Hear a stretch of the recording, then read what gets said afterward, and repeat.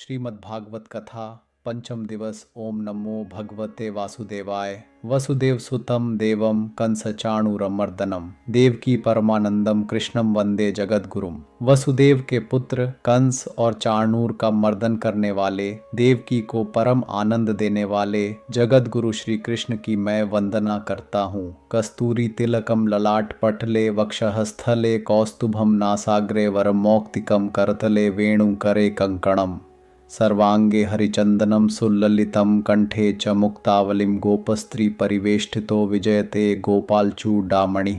जिनके ललाट पर कस्तूरी का तिलक है, वक्ष पर कौस्तुभ मणि, नासिका के अग्रभाग पर सुंदर मोती, हथेली में बांसुरी और कलाई में कंकण, संपूर्ण शरीर पर हरिचंदन और कंठ में मोतियों की माला है, और जो गोप कन्याओं से घिरे हुए शोभायमान हैं, वे गोपालों के चूड़ामणि श्री कृष्ण सदा विजयी हों। कल चतुर्थ दिवस में हम कृष्ण जन्म के पूर्व रंग तक पहुँचे थे। कारागार में देवकी और वसुदेव को भगवान ने अपना चतुर्भुज स्वरूप दिखाया। आज पंचम दिवस संपूर्ण भागवत का माधुर्य दिवस है। आज तक हमने भगवान के ऐश्वर्य और शक्ति के अनेक रूप देखे। अब हम उनका वह रूप देखेंगे जो ऐश्वर्य से नहीं, माधुर्य से जीतता है। आज की कथा का रस है वात्सल्य, सख्य और अद्भुत लीला। आज हम सुनेंगे कि साक्षात परब्रह्म, जिसे वेद नेति नेति कहकर खोजते हैं, उसने एक नन्हे बालक का रूप धरकर कैसे माता का स्तनपान किया, मक्खन चुराया, ओखली से बंधा, कालिय के फणों पर नृत्य किया और 7 वर्ष की आयु में गोवर्धन पर्वत को अपनी कनिष्ठा पर उठा लिया। यह सुनकर हृदय को कोमल कीजिए, क्योंकि यह कथा ज्ञान से नहीं, प्रेम से समझ में आती है। भक्तजनों, एक बात आरंभ में ही समझ लेनी चाहिए। भागवत के दशम स्कंध को मनीषियों ने हृदय कहा है, और इस स्कंध के भी जो पूर्वार्ध की बाल लीलाएं हैं, उन्हें उस हृदय का भी सार तत्व माना है। शास्त्र की पूर्व की कथाओं में हमने भगवान के अनेक अवतार देखे। वराह ने धरती को उठाया, नृसिंह ने खंभे से प्रकट होकर हिरण्यकशिपु को चीरा, वामन ने 3 पग में त्रिलोक नाप लिया, राम ने धनुष तोड़ा और रावण का संहार किया। इन सब अवतारों में भगवान का ऐश्वर्य, उनका प्रभुत्व, उनकी शक्ति प्रकट होती है। इनमें भगवान स्वामी बनकर आते हैं और हम भयभीत होकर हाथ जोड़कर उनकी स्तुति करते हैं। पर कृष्ण अवतार सब अवतारों से भिन्न है। शास्त्र इसे पूर्णावतार कहता है। कृष्णस्तु भगवान स्वयं। यहाँ भगवान स्वामी नहीं, पुत्र बनकर आते हैं, प्रभु नहीं, सखा बनकर आते हैं, आराध्य नहीं, प्रियतम बनकर आते हैं। यहाँ हम भगवान से डरते नहीं, उन्हें डांटते हैं, उनसे मांगते नहीं, उन पर अधिकार जताते हैं, उनकी पूजा नहीं करते, उनकी चोरी पर हंसते हैं। यह माधुर्य का मार्ग है, जहाँ भक्त भगवान को अपने हृदय में इतना अपना बना लेता है कि भगवत भाव और आत्म भाव की दूरी ही मिट जाती है। श्री कृष्ण जन्मोत्सव स्मरण कीजिए। कारागार में देवकी और वसुदेव के सम्मुख भगवान ने पहले अपना चतुर्भुज रूप दिखाया, और दोनों ने पहचान लिया कि यह तो साक्षात नारायण हैं। दोनों ने हाथ जोड़कर स्तुति की। वसुदेव ने भगवान के स्वरूप का और देवकी ने माता हृदय से भरकर प्रार्थना की, प्रभो, यह दिव्य रूप तो हमें आनंद दे रहा है, पर हमारा हृदय भय से कांप रहा है। यदि कंस ने यह चतुर्भुज रूप देख लिया तो तत्काल मार डालेगा। आप कृपा करके यह ऐश्वर्य रूप समेट लीजिए और एक साधारण शिशु का रूप ले लीजिए, जिससे हम आपको छिपा सकें। भगवान मुस्कुराइए, माता का यह भय भी तो प्रेम का ही रूप है। और तत्क्षण वह चतुर्भुज रूप समेटकर एक सुंदर कोमल श्याम वर्ण शिशु बन गए। हाथ पांव हिलाता खिलकता हुआ नवजात। देवकी की आंखों से ममता के आंसू बहने लगे और वात्सल्य उमड़ पड़ा। और भगवान ने यही किया। उन्होंने तत्क्षण वह शंख चक्र गदा पद्म समेट लिया, वह दिव्य कांति समेट ली और एक रोता किलकता भूख से बिलखता नवजात बन गए। इसका बोध यह है, भगवान अपने भक्त के भाव के अनुसार रूप धारण करते हैं। जो उन्हें स्वामी मानकर भजता है उसके सामने वे ऐश्वर्य रूप में आते हैं, और जो उन्हें अपना मानकर पुकारता है उसके सामने वे अपना सारा ऐश्वर्य भूलकर केवल अपने बनकर आ जाते हैं। भगवान को अपनी प्रभुता प्रिय नहीं, अपने भक्त का प्रेम प्रिय है, और भक्त के प्रेम की रक्षा के लिए वे अपनी प्रभुता को भी हंसकर त्याग देते हैं। यही माधुर्य लीला का प्रथम सोपान है, पर ब्रह्म का शिशु बन जाना। भगवान ने जन्म से पहले ही वसुदेव को संकेत दे दिया था, मुझे गोकुल ले जाओ, नंद और यशोदा के यहाँ। वहाँ इसी समय योगमाया ने कन्या के रूप में जन्म लिया है। उस कन्या को यहाँ ले आकर कंस को सौंप देना। पर वसुदेव के सामने समस्या बड़ी थी।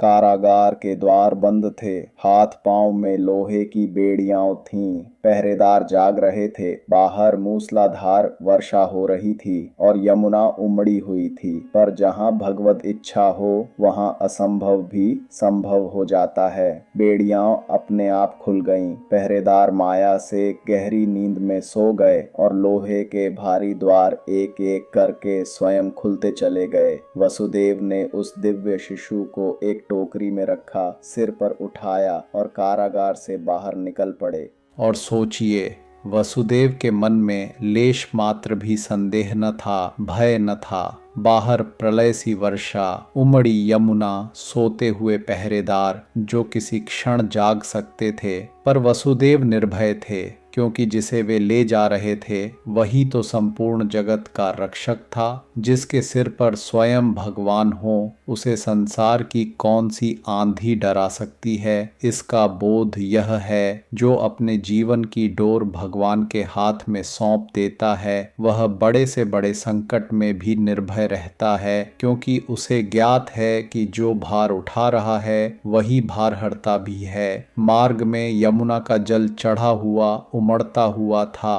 पर वसुदेव निर्भय होकर भगवान को सिर पर लिए जल में उतर पड़े। और देखिए लीला, यमुना का जल भगवान के चरण छूने को ऊपर और ऊपर उठने लगा, मानो वह भी अपने स्वामी के चरण स्पर्श को आतुर हो, और चरण छूकर तृप्त होकर फिर आदर से नीचे उतर गया। मार्ग दे दिया। ऊपर वर्षा हो रही थी तो शेषनाग ने प्रकट होकर अपने सहस्र फणों का छत्र फैलाकर शिशु को वर्षा से बचा लिया। वसुदेव सकुशल गोकुल पहुंचे, जहां नंद और यशोदा गहरी नींद में सो रहे थे। योग माया ने सबको सुला रखा था। यशोदा को थोड़ी देर पहले ही कन्या का जन्म हुआ था, पर वे प्रसव से इतनी थकी थीं कि उन्हें यह भी पता न चला कि पुत्र हुआ या पुत्री। वसुदेव ने अपने उस दिव्य शिशु को यशोदा के पास लिटा दिया, उनकी कन्या को उठा लिया और चुपचाप कारागार लौट आए। द्वार फिर बंद हो गए, बेड़ियां फिर पड़ गई और शेषनाग का छत्र। यह भी विचारणीय है। वसुदेव सिर पर शिशु को लिए थे और ऊपर मूसलाधार वर्षा। तब अनंत शेषनाग, जो स्वयं भगवान की शैया हैं, बलराम के अंश से प्रकट होकर अपने सहस्र फणों का छत्र फैलाकर शिशु की रक्षा करने लगे। जहां भगवान जाते हैं वहां उनके परिकर, उनके पार्षद, उनकी शक्तियां स्वयं ही उपस्थित हो जाती हैं, किसी को बुलाना नहीं पड़ता। इसका बोध यह है, भगवान जब किसी हृदय में, किसी जीवन में प्रवेश करते हैं तो वे अकेले नहीं आते, उनके साथ उनकी समस्त रक्षक शक्तियाँ, उनकी समस्त करुणा, उनका समस्त कल्याण भी चला आता है। जिसके जीवन में भगवान आ गए उसके ऊपर सहस्र फणों का छत्र स्वयं तन जाता है। फिर ऊपर चाहे प्रलय की वर्षा हो, उसका कुछ नहीं बिगड़ता। कंस को सूचना मिली कि देवकी के यहाँ संतान हुई है। वह नंगे पैर आधी रात दौड़ता हुआ आया। शिशु को देखकर उसने सोचा, यह तो कन्या है और भविष्यवाणी तो पुत्र की थी। फिर भी क्रूरता और भय में उसने उसे भी पटक कर मारना चाहा। बहन की करुण प्रार्थना भी न सुनी। पर वह कन्या तो साधारण नहीं, साक्षात योग माया थी। वह कंस के हाथ से छूटकर आकाश में उठ गई, अष्टभुजा दिव्य देवी रूप में आयुधों से सज्जित होकर प्रकट हुई और गरज कर बोली, अरे मूर्ख कंस, मुझे मारने से क्या लाभ? तेरा वध करने वाला तो कहीं और सकुशल जन्म ले चुका है, अब वही तेरा अंत करेगा। तू व्यर्थ इन निरीह बालकों की हत्या मत कर। इतना कहकर वह अंतर्धान हो गई। भयभीत और हतप्रभ कंस ने तुरंत आज्ञा दी कि राज्य भर में सब गांवों में जहां कहीं भी नवजात बालक मिले उसे मार डाला जाए। इसका बोध यह है, यही दुष्टता का स्वभाव है।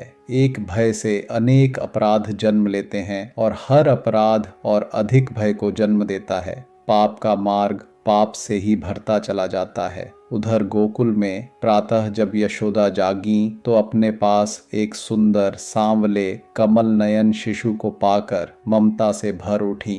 मेरा लाल, मेरा कन्हैया। उन्हें यह स्मरण ही न रहा कि उन्होंने कन्या को जन्म दिया था।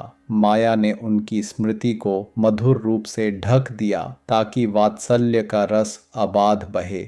नंद बाबा के आनंद का तो ठिकाना ही न रहा। वर्षों के बाद वृद्धावस्था में पुत्र मुख देखकर वे फूले न समाये। उन्होंने ब्राह्मणों को बुलाकर मंगल पाठ कराया, जात कर्म संस्कार कराया, गौदान, अन्नदान, स्वर्णदान और वस्त्रदान कराए। सारा व्रज उमड़ पड़ा। गोप गोपियां नंद गृह में आए, एक दूसरे पर दही, हल्दी और माखन छिड़कने लगे, मंगल गीत गाने लगे, नाचने लगे, बाजे बज उठे और सारा गोकुल आनंद मग्न हो गया। इस जन्मोत्सव के दृश्य पर थोड़ा ठहरिए, क्योंकि इसमें मथुरा और गोकुल का जो भेद है वही संपूर्ण भागवत का संदेश है। एक ओर मथुरा का कारागार था, जहाँ भगवान का जन्म तो हुआ पर वहाँ भय था, बेड़ियां थीं, आंसू थे और जन्म होते ही शिशु को छिपाकर बाहर भेजना पड़ा। वहाँ भगवान ऐश्वर्य रूप में प्रकट हुए पर वहाँ उत्सव न मना। और दूसरी ओर गोकुल था, जहाँ भगवान का पालन हुआ और वहाँ कोई भय न था, कोई बंधन न था। वहाँ खुलकर नाच गाकर दही हल्दी उड़ाकर उत्सव मना। इसका रहस्य यह है, मथुरा ऐश्वर्य का धाम है और गोकुल माधुर्य का। मथुरा में भगवान राजा हैं और गोकुल में भगवान लाल हैं और भगवान को राज सिंहासन से अधिक माता की गोद प्रिय है, स्तुति से अधिक लोरी प्रिय है, अभिषेक से अधिक यशोदा का दही हल्दी का छींटा प्रिय है। इसीलिए भगवान मथुरा में जन्मे अवश्य पर पले गोकुल में, क्योंकि जहाँ प्रेम है वहीं भगवान का सच्चा निवास है। अब हम वही जन्मोत्सव का मंगल गीत गाएंगे जो इस उत्सव में अनिवार्य है। आप सब भी भाव से सम्मिलित हों।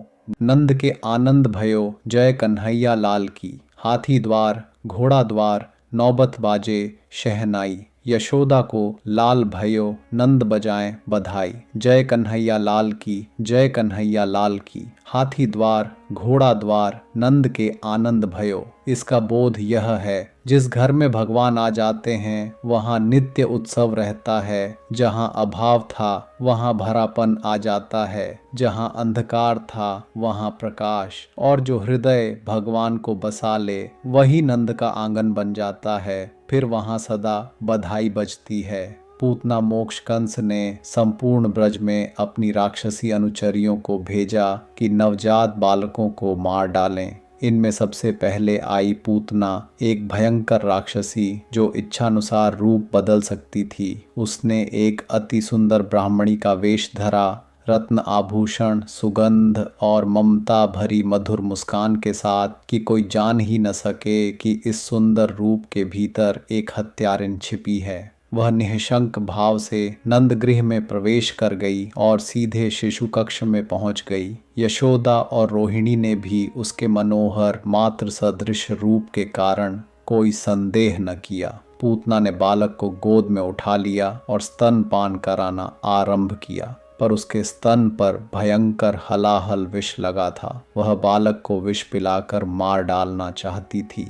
यहाँ कथावाचक एक गूढ़ बात की ओर संकेत करते हैं। पूतना का अर्थ ही होता है पूतना, अर्थात जो पवित्र नहीं है, जिसका भीतर मलिन है पर बाहर सुंदर है। वह कपट की प्रतिमूर्ति थी, उसका रूप मात्र सदृश्य था, उसकी मुस्कान ममता भरी थी, उसके वस्त्र आभूषण मनोहर थे, पर उसके स्तन पर विष लगा था और हृदय में हत्या का संकल्प। यह संसार में उन व्यक्तियों का प्रतीक है जो बाहर से धर्म का, स्नेह का, हित का आवरण ओढ़े रहते हैं, पर भीतर से स्वार्थ और छल से भरे होते हैं। ऐसे लोग सबसे अधिक खतरनाक होते हैं, क्योंकि उनका कपट उनके सौंदर्य के पीछे छिपा रहता है। यशोदा और रोहिणी जैसी सरल हृदय स्त्रियां भी उसके बाहरी रूप से धोखा खा गईं, उसे भीतर आने दिया, क्योंकि सरल हृदय छल को पहचान नहीं पाता। पर भगवान तो अंतर्यामी हैं, वे बाहरी रूप नहीं, भीतर का भाव देखते हैं। पूतना के सुंदर रूप से वे भ्रमित नहीं हुए, उन्होंने उसके भीतर के विष को, उसके छल को, उसके संकल्प को तत्क्षण जान लिया। पर देखिए भगवान की लीला की विचित्रता, उन्होंने पूतना को दंड भी दिया और मुक्ति भी, क्योंकि वे केवल दंड देने वाले न्यायाधीश नहीं, करुणा निदान भी हैं। इसका संकेत यह है कि भगवान के सम्मुख कोई भी कपट टिक नहीं सकता। जो उनके पास छल लेकर आता है, उसका छल तो नष्ट हो जाता है, पर यदि उस छल के भीतर भी क्षण भर के लिए कोई शुभ भाव छू जाए, तो भगवान उस शुभ भाव का भी पूरा फल दे देते हैं। यही भगवान की वह अहेतुकी करुणा है जिसकी थाह कोई नहीं पाता। पर यह बालक तो स्वयं भगवान थे, सबके भीतर बैठे प्राण के भी प्राण। उन्होंने आंखें मूंदकर स्तनपान आरंभ किया, पर साथ ही विष के साथ साथ पूतना के प्राण वायु को भी खींचने लगे। पूतना को क्षण भर में लगा कि उसका सर्वस्व खींचा जा रहा है, उसका अंत निकट है। वह छटपटाई, छोड़ छोड़ चीखी, बालक को छुड़ाने का प्रयास किया, इधर उधर भागी, पर कन्हैया का स्तनपान छूटा ही नहीं। अंततः अपना सुंदर मायावी रूप त्याग कर वह अपने विकराल विशाल राक्षसी रूप में आकर चीत्कार करती हुई प्राण त्याग बैठी। उसका शरीर इतना विशाल था कि कई कोस तक भूमि पर फैल गया और गिरते समय वृक्षों को कुचल गया। ब्रजवासी दौड़े आए और स्तब्ध रह गए। एक विशाल राक्षसी का शव और उसकी छाती पर निर्भय हंसता हुआ, खेलता हुआ कन्हैया। यशोदा और रोहिणी दौड़कर आईं, बालक को गोद में उठाया और गौ की पूंछ आदि से उसका रक्षा विधान किया। इसका बोध यह है, भक्त भगवान की रक्षा नहीं कर सकता, यह तो भगवान ही जानते हैं, पर भक्त के हृदय का जो वात्सल्य उनकी रक्षा के लिए व्याकुल होता है, वह भगवान को अत्यंत प्रिय है। माता का कन्हैया को बचाने का यह व्यर्थ सा प्रयास भी भगवान के लिए सब अभिषेकों से बढ़कर है, क्योंकि भगवान सेवा की सामर्थ्य नहीं, सेवा का भाव देखते हैं। और यही व्रज का सौंदर्य है। वहाँ कोई भगवान को भगवान मानकर डरता नहीं, सब उन्हें अपना मानकर उनकी चिंता करते हैं, उनकी रक्षा के लिए व्याकुल होते हैं। और यही चिंता, यही व्याकुलता भगवान के हृदय को जीत लेती है। गांव के लोगों ने पूतना के शव के टुकड़े करके चंदन और घृत के साथ अग्नि संस्कार किया, और आश्चर्य यह कि उसके जलते शरीर से सुगंध उठने लगी और सारा व्रज सुगंधित हो उठा। एक राक्षसी का शरीर भी सुगंध दे, इसका कारण यह था कि भगवान ने उसे क्षण भर के लिए माता का स्थान दिया था। उसके स्तन का स्पर्श भगवान को मिला था। यद्यपि उसका उद्देश्य हत्या का था और उसके मन में छल था, पर बाहर से एक क्षण के लिए उसने मातृ भाव से भगवान को स्तनपान कराया, और इसी एक क्षण के मात्र स्पर्श से उसे वह सद्गति मिली जो बड़े बड़े योगियों को नहीं मिलती। उसे वैकुंठ में माताओं के बीच स्थान मिला। इस पर शास्त्र का एक गहरा विचार है जिसे समझना आवश्यक है। पूतना के मन में तो हत्या का भाव था, फिर उसे माता का सा पद कैसे मिला। कथावाचक इसका मर्म यूं खोलते हैं, भगवान के विषय में जो भी भाव हो, चाहे वह प्रेम का हो या द्वेष का, भय का हो या काम का, यदि उसमें भगवान का निरंतर स्मरण बना रहे तो वह स्मरण ही जीव का उद्धार कर देता है। कंस सदा भय से भगवान का स्मरण करता था, शिशुपाल द्वेष से, गोपियां प्रेम से, पर सबको गति मिली क्योंकि सबका चित्त भगवान में लगा रहा।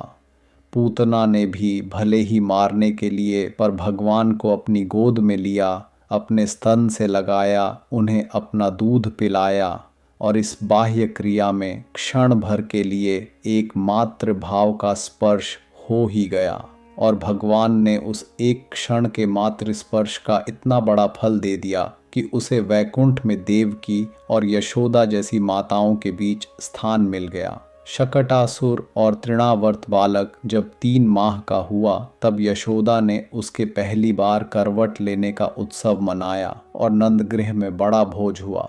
स्नान दान के समय बालक को आंगन में एक छकड़े की शीतल छाया में लिटा दिया गया। कंस के भेजे शकटासुर नामक राक्षस ने उसी छकड़े में प्रवेश कर लिया था ताकि उसे बालक पर गिराकर कुचल दे। बालक भूख से रोने लगे, हाथ पांव हिलाने लगे और दूध मांगने के लिए अपने नन्हे पैर पटकने लगे और अकस्मात उनके उस कोमल पैर की एक ठोकर छकड़े के पहिए पर लगी और वह भारी छकड़ा बर्तनों सहित दूर उछलकर जा गिरा, चूर चूर हो गया और शकटासुर का अंत हो गया। ग्वाल बाल आश्चर्य करते रहे कि इतना भारी छकड़ा कैसे उछल गया, पर बड़े बूढ़े जान गए कि इस बालक में कोई दिव्य शक्ति है। शकटासुर के इस प्रसंग में एक सुंदर बोध छिपा है। शकट अर्थात छकड़ा, गाड़ी जो भार से लदी रहती है, जड़ है और स्वयं नहीं चल सकती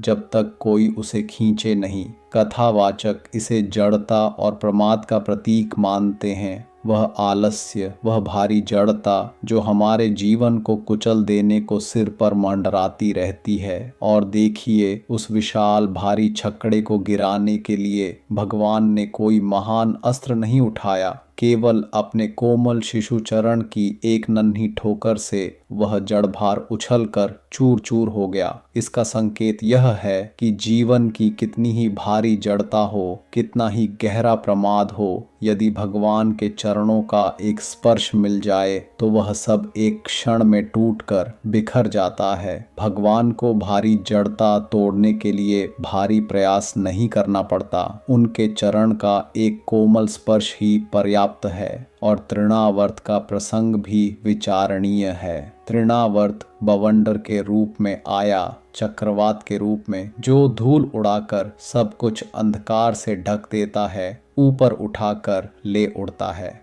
यह उस अहंकार और कुतर्क की आंधी का प्रतीक है जो मनुष्य के विवेक को धूल से ढक देती है, उसे जमीन से उखाड़कर ऊपर मद और दर्प के आकाश में ले उड़ती है। पर भगवान ने अपना भार इतना बढ़ा लिया कि वह आंधी न उन्हें संभाल सकी, न नीचे गिरा सकी और अंततः उसी का दम घुट गया। इसका बोध यह है, जो अहंकार किसी निर्दोष को, किसी भक्त को ऊपर उठाकर पटक देना चाहता है, वह अहंकार स्वयं ही अपने भार से नष्ट हो जाता है। और जो जीव भगवान को अपने हृदय में धारण कर लेता है, वह इतना भारी, इतना स्थिर, इतना गुरु गंभीर हो जाता है कि संसार की कोई आंधी उसे डिगा नहीं सकती। फिर आया तृणावर्त, कंस का भेजा हुआ दूसरा राक्षस, जो प्रचंड बवंडर के रूप में आया। सारे गोकुल में धूल भर गई, अंधकार सा छा गया, कुछ दिखाई न देता था।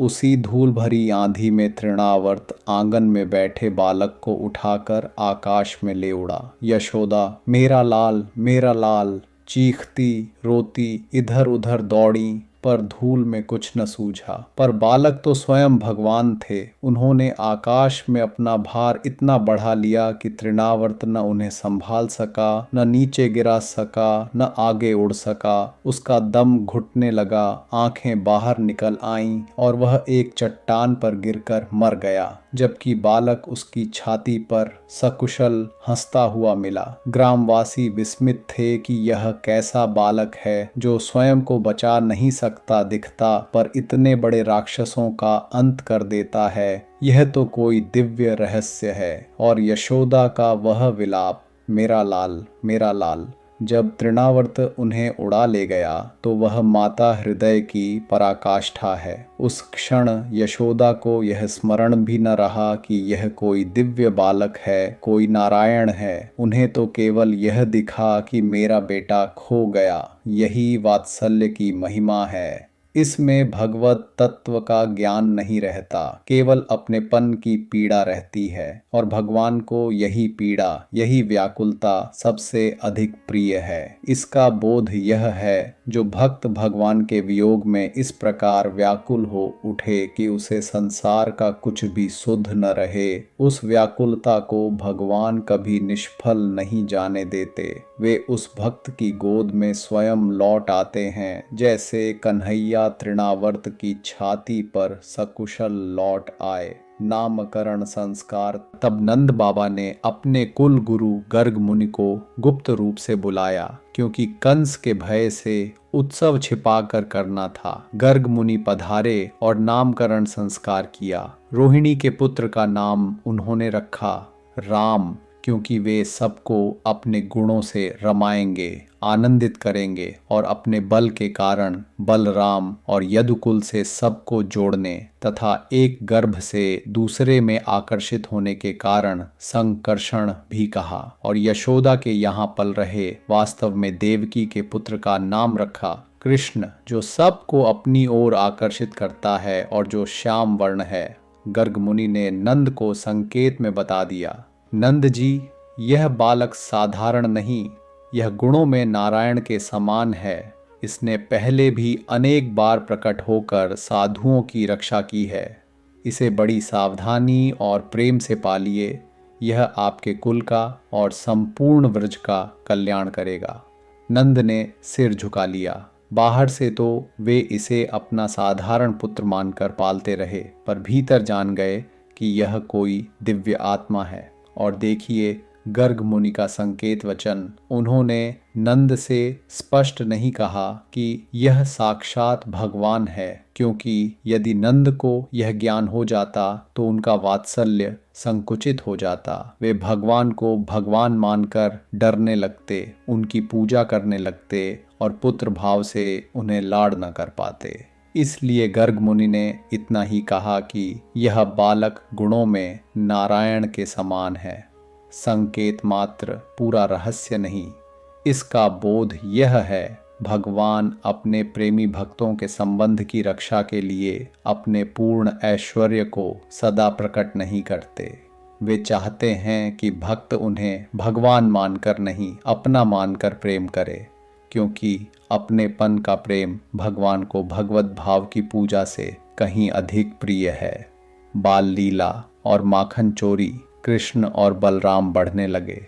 पहले घुटनों के बल रेंगते, आंगन की धूल में लौटते और अपने नन्हे मुख और घुंघराले केशों से सारे व्रज को मोहित करते। फिर डगमगाते कदमों से चलने लगे। माखन, दूध और दही से कन्हैया का प्रेम बचपन से ही था। यशोदा माखन की मटकी कितनी ही ऊंची छींके पर टांग दें, कन्हैया की दृष्टि सबसे पहले उसी पर जाती। जब वे चलने दौड़ने लगे तो पहले अपने घर में, फिर ब्रज के घर घर में माखन के पीछे दौड़ने लगे। गोपियों के यहाँ चुपके से घुस जाते, ऊखल पर ऊखल रखकर या किसी ग्वाल बाल के कंधे पर चढ़कर छींके से माखन उतारते, स्वयं खाते, ग्वाल बालों को खिलाते, बंदरों को बांटते और थोड़ा गिरा भी देते, मटकियां फोड़ देते। इस माखन चोरी की लीला को बुद्धि से नहीं, हृदय से समझिए, क्योंकि इसमें भगवान और भक्त के संबंध का गहनतम रहस्य छिपा है।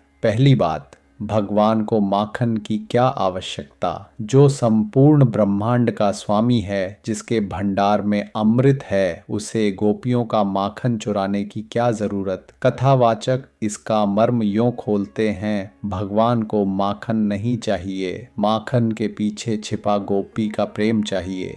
माखन तो बहाना है, वास्तव में भगवान हृदय का माखन चुराते हैं। माखन वह है जो दूध को मथ मथ कर श्रम से निकाला जाता है, वैसे ही भक्ति वह है जो हृदय को साधना से मथ कर निकाली जाती है, और उस मथे हुए शुद्ध कोमल प्रेम रूपी माखन को ही भगवान चुरा कर खा जाते हैं। और मजे की बात, जब कोई गोपी शिकायत करने यशोदा के पास आती, तेरे लाला ने आज फिर मेरा माखन चुराया, मटकी फोड़ी, तो शिकायत करते करते ही उसका हृदय कन्हैया की उस मनोहर लीला पर रीझ जाता और वह मुस्कुरा देती। उल्टे वह यही चाहती कि कन्हैया रोज उसके घर आकर माखन चुराए। कुछ गोपियाँ तो जानबूझकर माखन ऐसी जगह रखती जहाँ कन्हैया पहुँच सके, ताकि वह आए और उनका माखन ग्रहण करे। इसका बोध यह है, भगवान दान की मात्रा नहीं, भीतर के भाव को महत्व देते हैं। जो प्रेम से माखन देता है उसका माखन वे प्रकट रूप से ग्रहण करते हैं, और जो छिपाता है उसका भी वे चुरा कर ग्रहण कर लेते हैं। क्योंकि भक्त की कोई वस्तु, भक्त का कोई भाव भगवान से छिप नहीं सकता। वे हर हृदय का माखन चुरा लेते हैं। दामोदर लीला और यशोदा का मुख दर्शन एक दिन की मधुर लीला है। प्रातः यशोदा स्वयं दही मथ रही थीं और मथते मथते कन्हैया की बाल लीलाओं को गुनगुना रही थीं। तभी कन्हैया जाग गए और माँ की गोद तथा स्तनपान के लिए मचल उठे। यशोदा ने मथानी छोड़कर स्नेह से उन्हें गोद में लेकर स्तनपान कराना आरंभ किया। उनके मुख को निहारती रहीं, पर तभी चूल्हे पर रखा दूध उबल कर गिरने लगा। यशोदा ने कन्हैया को जल्दी से नीचे बैठाया और दूध बचाने दौड़ी। कन्हैया को इस पर रोष आ गया कि माँ ने दूध की हांडी के लिए मुझे, अपने लाल को, बीच में ही छोड़ दिया।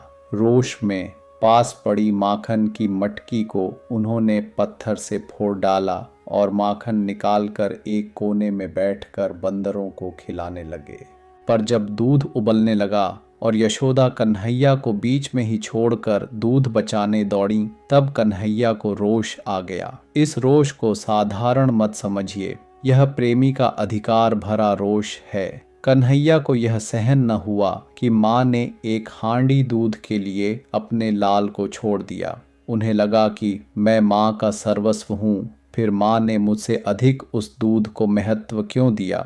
यह वही प्रेम भरी ईर्ष्या है जो केवल अत्यंत घनिष्ठ संबंध में होती है, और इसी रोष में उन्होंने माखन की मटकी फोड़ डाली। इसका बोध यह है, भगवान अपने प्रेमी भक्त से इतना अपनापन रखते हैं कि वे उससे रूठ भी जाते हैं, रोष भी करते हैं, और यह रूठना भी प्रेम का ही एक मधुर रूप है। जहाँ केवल पूजा होती है वहाँ रूठना नहीं होता। रूठना तो वहीं होता है जहाँ अधिकार होता है, अपनापन होता है, और भगवान को यह अधिकार भरा अपनापन सब स्तुतियों से प्रिय है। यशोदा दूध बचाकर लौटी तो देखा मटकी टूटी है, माखन बिखरा है, और बेटा कोने में बैठा चोर नजर से इधर उधर देखता बंदरों को माखन बांट रहा है।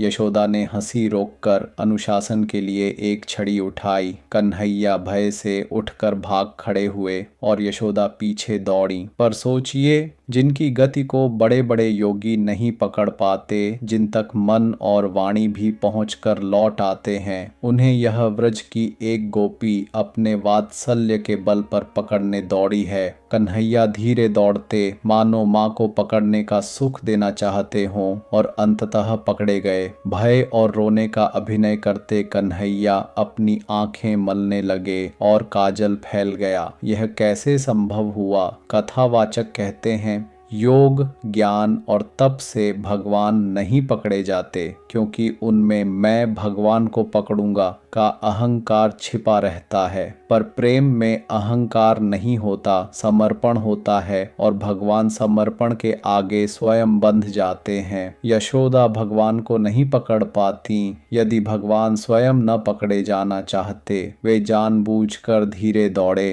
ताकि माँ का वात्सल्य तृप्त हो। उन्होंने स्वयं को पकड़ाया क्योंकि उन्हें माँ के हाथों पकड़े जाने का सुख चाहिए था, और फिर रोने का, आंखें मलने जलने का अभिनय, परब्रह्म रो रहा है, डर का अभिनय कर रहा है, आंखें मल रहा है और काजल पूरे मुख पर फैल गया है। इसका बोध यह है, जिस भगवान तक ज्ञान और योग नहीं पहुंच पाते वहां प्रेम सहज पहुंच जाता है और भगवान को प्रेम के हाथों पकड़ा जाना, बंधा जाना इतना प्रिय है कि वे उसके लिए अपनी सर्वव्यापकता, अपनी अगम्यता सब त्याग देते हैं। यशोदा का हृदय पिघल गया, पर उन्होंने सोचा कि अब इसे बांध दूं ताकि और शरारत न करे और कहीं भाग न जाए। उन्होंने रस्सी लेकर कन्हैया को ओखली से बांधना चाहा, पर आश्चर्य, रस्सी 2 अंगुल छोटी पड़ गई। उन्होंने और रस्सी जोड़ी, फिर भी 2 अंगुल कम। घर भर की रस्सियां जोड़ती गईं, पर हर बार ठीक 2 अंगुल कम ही रह जाती। यशोदा पसीने से तर हो गई, थक गई, पर हार न मानी, बंधे रहने को आतुर रहीं। तब कन्हैया ने माँ के इस वात्सल्य श्रम को, इस अटूट प्रेम को देखा और द्रवित होकर स्वयं को बंधने दिया। तब जाकर यशोदा उन्हें ओखली से बांध सकी। सोचिए, उन्हीं भगवान को जिन्हें न माया बांध सकती है, न वेद, न तप, न योग, केवल एक माँ का वत्सल प्रेम बांध सका। इसी से उनका एक नाम पड़ा दामोदर, जिसके उदर पर प्रेम की रस्सी का बंधन हो। इसका बोध यह है, भगवान को बांधने की एक ही रस्सी है और वह है प्रेम। ज्ञान, तप और योग उन्हें खोजते ही रह जाते हैं और प्रेम उन्हें ओखली से बांध देता है। उस रस्सी के 2 अंगुल कम पड़ने में जो रहस्य छिपा है, वह भागवत का एक परम रत्न है। शास्त्र कहता है कि वह रस्सी सदा ठीक 2 अंगुल ही कम पड़ती रही, न अधिक न न्यून। मनीषियों ने इसका अर्थ यूं किया है, वे 2 अंगुल 2 वस्तुओं के प्रतीक हैं। एक अंगुल है भगवान की कृपा और दूसरी अंगुल है भक्त का अपना प्रयत्न, उसकी साधना। केवल साधना से भगवान नहीं बंधते। यशोदा ने घर भर की सब रस्सियां जोड़ ली, अपना सारा बल लगा दिया, पर रस्सी फिर भी कम पड़ती रही। अर्थात केवल मनुष्य का अपना प्रयत्न चाहे कितना ही हो, भगवान तक नहीं पहुंचता, और केवल कृपा से भी नहीं। भगवान यूं ही बिना भक्त के यत्न के स्वयं नहीं बंध जाते। जब दोनों मिलते हैं, जब भक्त अपना पूरा प्रयत्न लगा देता है और भगवान अपनी कृपा से उसमें वह अंतिम अंगुली भर देते हैं, तब जाकर भगवान बंधते हैं। यशोदा का प्रयत्न और भगवान की कृपा जब दोनों मिले, तब वह गांठ पड़ी। ओखली से बंधे कन्हैया रेंगते रेंगते आंगन के बाहर खड़े 2 जुड़वां अर्जुन वृक्षों की ओर बढ़ चले। ये वृक्ष वास्तव में कुबेर के पुत्र नल, कूबर और मणिग्रीव थे, जो धन और मद के नशे में नारद का अनादर कर बैठे थे और नारद के शाप से वृक्ष बन गए थे। पर नारद ने ही यह कृपा भी कर दी थी कि भगवान के हाथों उनका उद्धार होगा। कन्हैया ने ओखली को उन दोनों वृक्षों के बीच से खींचा। ओखली अटक गई और एक झटके में दोनों विशाल वृक्ष कड़कड़ा कर गिर पड़े। उनमें से 2 दिव्य पुरुष प्रकट हुए, शाप से मुक्त होकर भगवान की स्तुति करके देवलोक चले गए। ब्रजवासियों को बड़ा आश्चर्य हुआ कि बिना आंधी के 2 इतने विशाल वृक्ष कैसे गिर पड़े, पर कन्हैया तो चुपचाप ओखली से बंधे बीच में बैठे मुस्कुरा रहे थे, इसलिए किसी को उन पर संदेह न हुआ। इसका बोध यह है, धन और मद मनुष्य को जड़ बना देते हैं, वृक्ष के समान संवेदनहीन, और भगवान की कृपा ही उस जड़ता से उद्धार करती है। इस यमलार्जुन उद्धार के पीछे की कथा को भी थोड़ा जान लेना उचित है, क्योंकि उसमें गहरा बोध है। नलकूबर और मणिग्रीव ये कुबेर के पुत्र थे, धनकोश के स्वामी के पुत्र। एक बार वे मद और मदिरा के नशे में अप्सराओं के साथ गंगा में निर्वस्त्र क्रीड़ा कर रहे थे।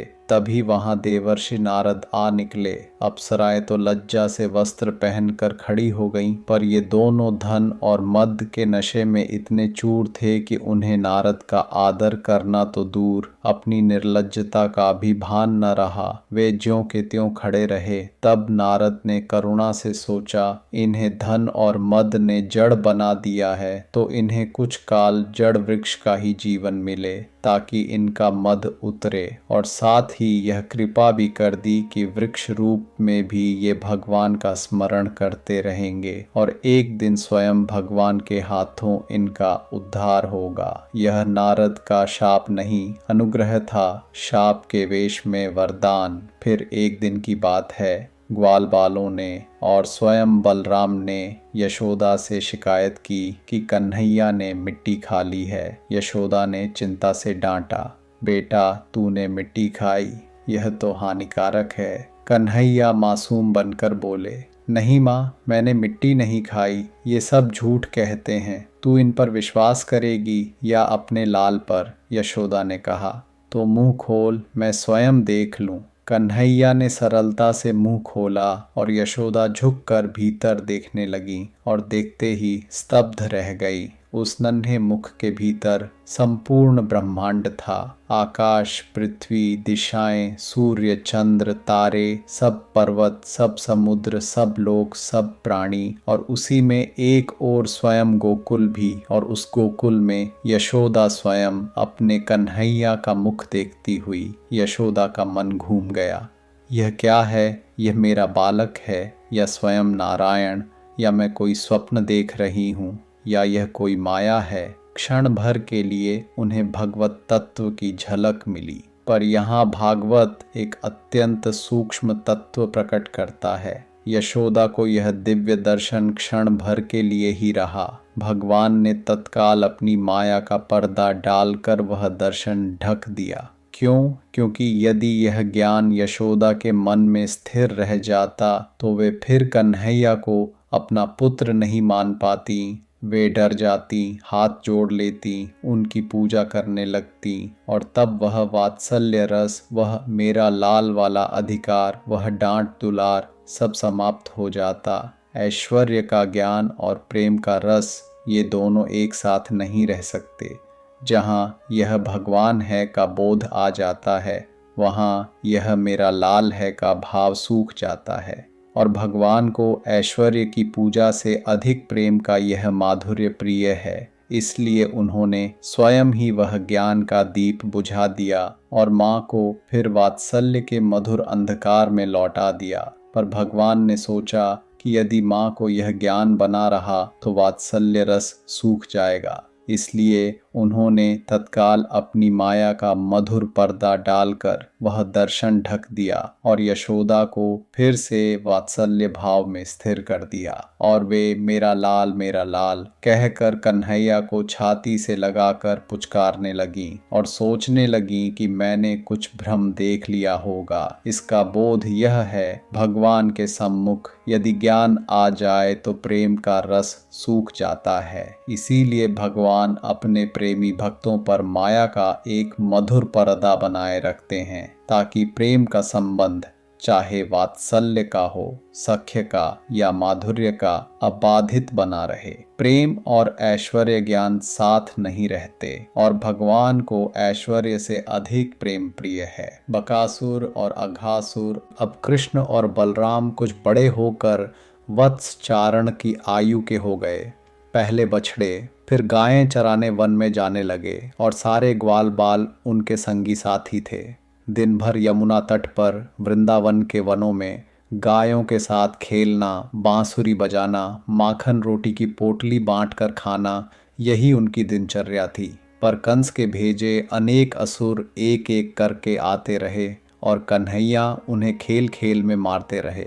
बकासुर नामक राक्षस एक विशाल बगुले का रूप धरकर यमुना तट पर आ बैठा और कन्हैया के पास आते ही उन्हें अपनी लंबी चोंच में निगल लिया। ग्वाल बाल चीख उठे, पर मुख में जाते ही कन्हैया ने अपना शरीर इतना तप्त कर दिया कि बकासुर का गला जलने लगा और उसने उन्हें उगल दिया। तब कन्हैया ने उसकी दोनों चोंचें पकड़कर तिनके की तरह उसे चीर डाला। इससे पहले वत्सासुर भी आया था, कंस का भेजा एक असुर जो बछड़े का रूप धरकर गायों के झुंड में मिलकर बछड़ों के बीच चरने लगा था, इस ताक में कि अवसर पाकर कन्हैया को मार दे। पर कन्हैया तो अंतर्यामी है, उन्होंने उस छद्म बछड़े को तुरंत पहचान लिया और हंसते हुए बलराम को संकेत करके उसके पास गए, उसकी पिछली टांगें और पूंछ पकड़कर उसे घुमाया और एक वृक्ष पर दे मारा।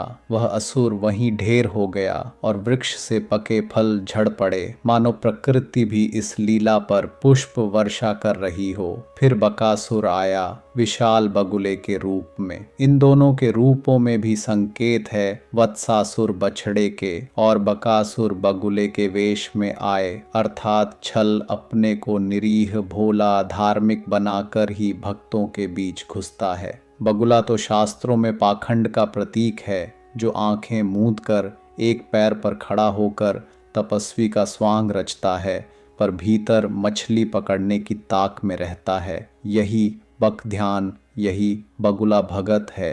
इसका बोध यह है, संसार में अधर्म और छल सीधे प्रत्यक्ष रूप में नहीं आते, वे सदा किसी निरीह भोले या धार्मिक वेश में भक्तों के बीच घुलमिल कर आते हैं और अवसर की ताक में रहते हैं। साधक को इस छद्मवेशी छल से सदा सावधान रहना चाहिए, पर जिसके हृदय में भगवान विराजमान हो उसे चिंता की आवश्यकता नहीं, क्योंकि वे अंतर्यामी हैं। वे हर छद्म वेश को, हर बाहरी आवरण को भेद कर भीतर के भाव को पहचान लेते हैं और अपने भक्त की रक्षा के लिए उस छल को तिनके की तरह चीर डालते हैं। फिर आया अघासुर, पूतना और बकासुर का छोटा भाई, जो उनकी मृत्यु से क्रुद्ध था। वह एक कोस लंबे विशाल अजगर के रूप में मार्ग में पड़ गया और उसने अपना मुख इतना बड़ा खोल दिया कि नीचे का ओठ पृथ्वी पर और ऊपर का आकाश में।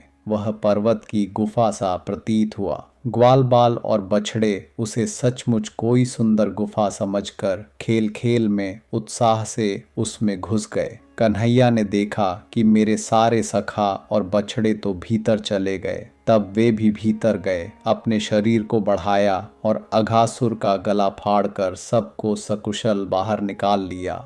अघासुर का प्राण एक दिव्य ज्योति बनकर भगवान में लीन हो गया। इसका बोध यह है, भगवान अपने भक्तों को कभी अकेला असहाय नहीं छोड़ते। यदि भक्त भूल से अनजाने में संकट के मुख में जा गिरे तो भगवान स्वयं भी वहां जाते हैं और उसे बाहर निकाल लाते हैं। और भीतर जाकर उन्होंने अपना शरीर इतना बढ़ाया कि अघासुर का गला फट गया, उसका दम घुट गया और सबको लेकर वे सकुशल बाहर आ गए। अघासुर का प्राण एक ज्योति बनकर भगवान में लीन हो गया, अर्थात जो भगवान के स्पर्श में आता है, चाहे शत्रु भाव से ही क्यों न हो, उसे भी अंततः वही परम गति मिलती है। इसका बोध यह है, भगवान और भक्त का संबंध ऐसा है कि भगवान भक्त को अकेला असहाय कभी नहीं छोड़ते। संसार में मित्र तो सुख में साथ देते हैं और संकट आते ही पीछे हट जाते हैं, पर भगवान वह मित्र हैं जो संकट में ही सबसे आगे आते हैं, स्वयं मृत्यु मुख में उतरकर भी अपने भक्त को बाहर निकाल लाते हैं। जो इस सखा भाव को पहचान लेता है, उसके लिए फिर संसार का कोई संकट, कोई मृत्यु मुख भय का विषय नहीं रहता। ब्रह्म मोहन लीला अब एक अद्भुत दार्शनिक प्रसंग आता है, जो भागवत के गहनतम रहस्यों में से एक है। अघासुर के वध के बाद कन्हैया ग्वालों के साथ यमुना तट पर बैठकर भोजन कर रहे थे। हर ग्वाल अपनी पोटली खोलकर माखन रोटी खा रहा था। किसी ने आधा खाया फल कन्हैया की ओर बढ़ाया, कोई हंसी ठिठोली कर रहा था और कन्हैया बीच में ऐसे शोभायमान थे मानो कमल का केंद्र हो और ग्वाल बाल पंखुड़ियाओं। बछड़े कुछ दूर चर रहे थे। उसी समय ब्रह्मा जी आकाश मार्ग से जा रहे थे और यह दृश्य देखकर तथा अघासुर वध जैसी लीला देखकर उनके मन में परीक्षा का भाव उठा। देखूं तो यह कैसा भगवान है, मैं इसकी लीला को परखूं। यह ब्रह्मा जी का सूक्ष्म अहंकार था। ब्रह्मा जी ने अपनी योग शक्ति से सब बछड़ों को उठाकर अपने लोक में छिपा दिया। कन्हैया और ग्वाले भोजन में लगे थे। जब बछड़े न दिखे तो ग्वाले उन्हें ढूंढने गए,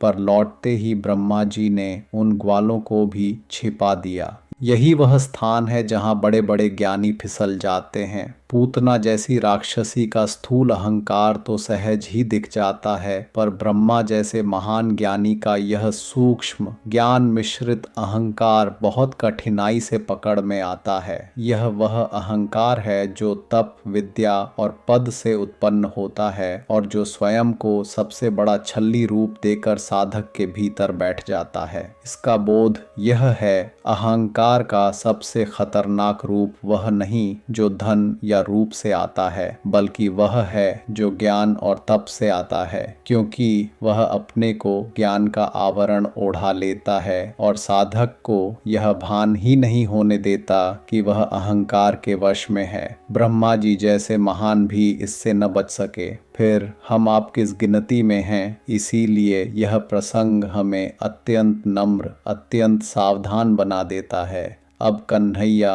अकेले रह गए। उन्होंने तुरंत सारी स्थिति भांप ली।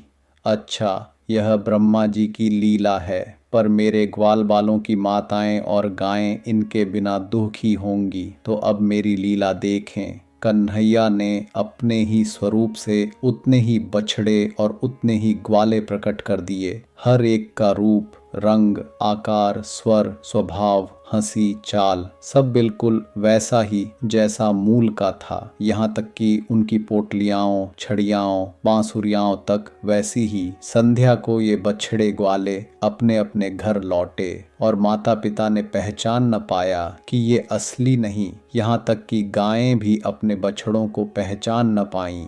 पर आश्चर्य, सब माताओं का अपने पुत्रों के प्रति प्रेम पहले से दुगुना हो गया और गायों का दूध भी दुगुने उमड़ से बहने लगा, क्योंकि अब हर बछड़ा, हर ग्वाल स्वयं कृष्ण स्वरूप था और कृष्ण के प्रति प्रेम तो अनंत है। किसी को पता ही न चला कि ये कृष्ण के ही रूप हैं। यह लीला पूरे 1 वर्ष तक चली। इसका गहरा बोध यह है, जिस वस्तु में, जिस व्यक्ति में जितना अधिक भगवत अंश प्रकट होता है, उसके प्रति हमारा प्रेम स्वयं ही उतना बढ़ता जाता है, क्योंकि वास्तव में हम किसी जीव से नहीं, हर जीव में बैठे उसी एक भगवान से प्रेम करते हैं। माता पुत्र से प्रेम करती है, पर वास्तव में वह पुत्र में बसे उस चैतन्य से प्रेम करती है जो भगवान का ही अंश है। जब संपूर्ण जगत में हम उसी एक भगवान को देखने लगते हैं, तब हमारा प्रेम भी संपूर्ण जगत के प्रति, उसी अनंत भगवान के प्रति अनंत हो जाता है। यही तो भक्ति की पराकाष्ठा है, सब में एक को और एक में सब को देखना। 1 वर्ष बाद ब्रह्मा जी लौटे, यह देखने की कन्हैया क्या कर रहे होंगे, क्योंकि असली बछड़े ग्वाले तो उनके पास सुरक्षित थे। आकर देखा, सब ग्वाले, सब बछड़े तो वहीं यमुना तट पर वैसे ही खेल रहे हैं। चकित होकर वे अपने ब्रह्मलोक गए तो वहां भी सब बछड़े ग्वाले रखे हैं, सोए हुए। फिर ब्रज में देखा तो वहां भी सब मौजूद। उनकी बुद्धि चकरा गई, ये कौन से असली, कौन से नकली। तभी भगवान की कृपा से उनकी ज्ञान दृष्टि खुली और उन्होंने देखा कि हर बछड़ा और हर ग्वाल स्वयं भगवान कृष्ण ही हैं। चतुर्भुज, शंख, चक्र, गदा, पद्म लिए, पीतांबर और श्रीवत्स से शोभित, और हर एक की सेवा में सृष्टि, स्थिति, प्रलय की सब शक्तियां हाथ जोड़े खड़ी हैं। असंख्य कृष्ण सब एक साथ और हर एक अनंत ऐश्वर्य से युक्त। ब्रह्मा जी का सारा अहंकार चूर हो गया, वे मूर्छित होकर गिर पड़े। यह दृश्य हमें एक परम सत्य सिखाता है। जब हम भगवान को एक मानकर, सीमित मानकर अपनी बुद्धि की कसौटी पर कसने चलते हैं, तब वही भगवान असंख्य रूपों में, अनंत वैभव में प्रकट होकर हमारी बुद्धि को चूर चूर कर देते हैं। बुद्धि सीमित है और भगवान असीम। सीमित कभी असीम को नाप नहीं सकता। ब्रह्मा जी ने यह जान लिया कि भगवान को बुद्धि से नापने का प्रयास ही मूर्खता है। भगवान तर्क का नहीं, समर्पण का विषय है। इसका बोध यह है, जो भगवान को परखने, जांचने, नापने चलता है, वह अंततः अपने ही अहंकार के बोझ से गिर पड़ता है, और जो सब तर्क छोड़कर, हाथ जोड़कर उनके चरणों में सिर रख देता है, वही उन्हें पा लेता है। बुद्धि से भगवान दूर भागते हैं और समर्पण से स्वयं चले आते हैं। होश आने पर उन्होंने साष्टांग प्रणाम किया और भागवत के परम रत्नों में से एक ब्रह्म स्तुति का गान किया। उन्होंने अत्यंत विनम्रता से कहा, जानंत एव जानन्तु किम बहुक्त्यान मे प्रभो, मनसो वपुषो वाचो वैभवम तव गोचर।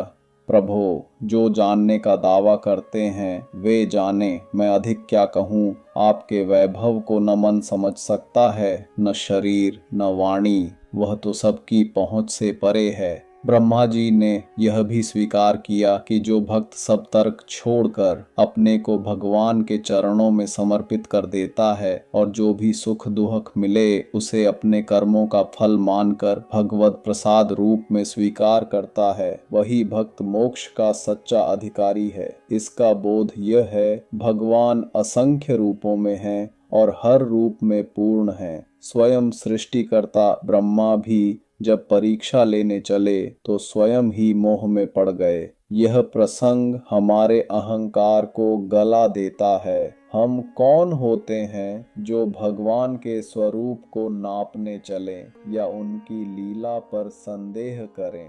इस उपदेश में भक्ति की संपूर्ण विधि भरी है। पहली बात तर्क से नहीं, समर्पण से। दूसरी बात कथा श्रवण और नमस्कार से। और तीसरी बात हर सुख दुख को भगवत प्रसाद मानकर सहर्ष स्वीकार करना। यही जीवन भर भगवान के साथ सहज संबंध का मार्ग है। इसका बोध यह है, भगवान को पाने के लिए असाधारण बुद्धि या प्रचंड तप नहीं चाहिए। चाहिए केवल यह कि हम अपने अहंकार को, अपने तर्क को, अपनी इच्छा को उनके चरणों में रख दें और जो भी जीवन में आए उसे उनका प्रसाद मानकर सिर झुका लें। स्वयं ब्रह्मा ने अपने मोह भंग के बाद यही सार बताया कि सरल समर्पित श्रद्धालु भक्त उस परम तत्व को पा लेता है जिसे ब्रह्मा की बुद्धि भी न नाप सकी। इसके बाद ब्रह्मा जी ने मूल बछड़े ग्वाले लौटा दिए। कन्हैया ने अपने माया स्वरूप समेट लिए और किसी ग्वाल बाल को यह आभास तक न हुआ कि एक क्षण भी बीता है, जबकि बीत चुका था पूरा 1 वर्ष। कालिय मर्दन यमुना के एक गहरे कुंड में कालिय नामक एक भयंकर विषधर नाग रहता था जिसके 1000 फण थे। उसका विष इतना प्रचंड था कि उस कुंड का जल काला पड़ गया था। उसमें से विषैली भाप उठती थी और उसके ऊपर से उड़ता पक्षी भी विष की भाप से मरकर गिर जाता था। तट के वृक्ष तक झुलस गए थे। एक दिन ग्वालों और गायों ने भूल से प्यास से व्याकुल होकर उसी कुंड का जल पी लिया और गायें तथा कुछ ग्वाले विष से मूर्छित होकर गिर पड़े। कन्हैया ने अपनी अमृतमयी कृपा दृष्टि से सबको पुनः जीवित कर दिया और तब ठान लिया कि अब इस यमुना को शुद्ध करना है ताकि व्रजवासी निर्भय होकर इसका जल पी सकें। इस प्रसंग के आरंभ में ही एक सुंदर भाव है। कन्हैया ने अपनी अमृतमयी कृपा दृष्टि से उन मरी हुई गायों और ग्वालों को पुनः जीवित कर दिया। सोचिए, जिसकी एक दृष्टि मात्र मृत को जीवन दे सकती है, वह यदि चाहता तो दूर से ही काल्य को भस्म कर सकता था,